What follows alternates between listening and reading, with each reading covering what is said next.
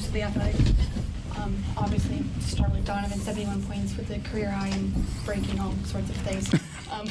But the second half especially, what did you see from him and just this determination to get you guys to the win? It was, a response, an understanding, who we are and how you lead and how you present yourself in the moment, and what's expected of us. Obviously, he went above and beyond, but, he wanted to show how much it mattered. And, again, I don't know how many guys in our league who, in the moment, when it's needed, could go out and have a performance like he did tonight. It wasn't one of those games where, we were in control or it was back and forth or it was a blowout. In our favor, like every single play that he made was a play that was necessary. And, I don't know how many guys, in our league that can do what he did tonight. At the end of regulation, you guys were sitting on the bench together. What were you saying to each other and just kind of the reaction at that point of, okay, we've made it this far? Right. It was, we knew where we had to go. And, he and I are building a relationship and an understanding of one another and, how we communicate and what buttons need to push both ways. And that was a moment where, not a lot needed to be said. We knew what we had to do. We knew what we had done, but it wasn't going to be enough if we didn't finish it. And he went out and led the way. What's been so special about that relationship you've been building with him? Because it is January, I guess now, but it's still early since the trade and everything. So what's been so special about it? It's genuine. Mm-hmm. Like, he's a really awesome dude. And he cares so much about this and this team. And, again, he's never put himself above the team. So, how can you not root for, pull for, give everything you can to help a guy like that?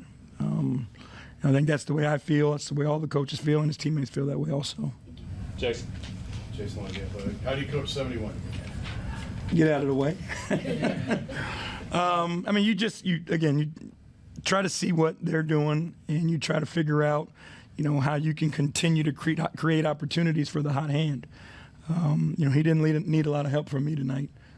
To do this on a night when you don't have Evan and Darius, I think you were saying before the game you expect them to try and get the ball out of his hands. Well, obviously that didn't really work. Just how impressive is it to do it on a night without Darius, without Evan, and just have 11 assists on top of 7? Well, you think about the 2 lobs that he made to Jarrett, down the stretch that were critical. It wasn't just about him scoring. He played the complete game, and he dissected the opponent. And, to me, the most impressive piece of this is where we were to start this game and where we were at halftime. There's excuses to be made without Darius and Evan, right? We all could have said, oh, well, we're down 21. We don't have 2 of our starters.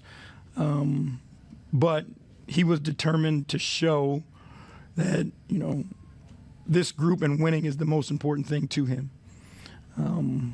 There's not enough words. I've never been witness to a performance like that live. I think we've seen some of it on TV before, but we were treated tonight to, one of the greatest performances in the history of the NBA. Danny Cunningham, ESPN Cleveland. At what point did you realize you were being treated to one of the greatest performances? I think there was a 3 he hit in the left slot. You just start to realize, and this one was late, because you're in the moment, all you're thinking about is, how do we get back in this game? What do we have to do to try to win? But I think we got to a point where, we had brought ourselves back and gained the lead. And he hits a big 3 to stretch it, and it's just, that gives you an opportunity, to exhale a little bit and then, realize what exactly is playing out in front of you. Then at the end of regulation, Donovan misses the free throw, gets the putback, ties the game up. Is that something that you guys practice? If so, is that how it's practiced? Well, we've practiced it once. But, again, it was his understanding of what was needed to be done. Obviously he makes the first one, which is most important, And then we were able to make our subs to get some of the bigger guys in that could kind of block out and find that hole. And, I mean, again, the basketball gods love these moments. And when you do the things that you're supposed to do, they show you favor. And I think tonight was an example of that. Yeah. Ed and Dave are right down, but JB, I've asked you this so many times now, and I'm just gonna ask it again. Have you ever seen a player's motor run as hot as Donovan's offensively? I mean, after tonight, it's hard to say, that you have. I mean, there's obviously been some great players in this league, but I mean, I don't know. Again, I don't know how many guys are capable of doing what he did tonight. And what was the message to your guys at halftime? He jokingly mentioned you threw some things around and probably threw some curse words around too, but what did you tell your guys to kind of dig deep and get back into this one? It was just a challenge that was laid. Dan. Donovan played every second of the second half, and I know it's hard to take a guy out when he's going the way he was, but was there a conversation that you two had when he kind of pushed to stay in the game? What was that like? Yeah, I mean, he said he was good. And again, we've built a relationship based on trust. And I told him, just keep talking to me. And we tried to use our timeouts as wisely as we could to get him as many blows as we could. And again, it's hard to speak of. I'll just be honest with you, like what he was able to do. Come on in. No. A lot of questions about you. What he was able to do, again, just speaks volumes to who he is. Last one, Joe. Coach J.B, Coach, you guys 6-0 in overtime this year and dominant in overtime. Any reason you can give that?